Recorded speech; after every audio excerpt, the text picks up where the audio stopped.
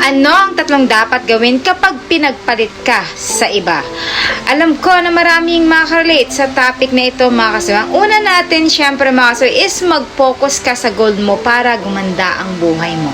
Alam mo ba, maganda kapag nag-revenge ka sa mga taong nang iwan sa'yo, mga kasawi.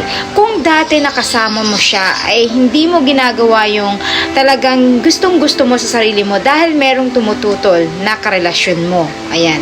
Syempre, kapag once na iniwan ka nito, mas magandang revenge mo sa kanya ay pagandahin mo yung buhay mo. Mag-focus ka sa mga bagay na talagang magkaroon ka ng sarili mong sayong-sayo, 'di ba? Tulad ng mga ari-arian, sasakyan, bahay, mga kasawi, para at least na ipakita mo sa kanya na kahit wala siya sa buhay mo ngayon, ay umaasenso ka at umaangat ka, 'di ba? Napakaganda ito, mga kasawi, na ipakita mo sa kanya na ganun yung ginagawa mo kaysa malugmok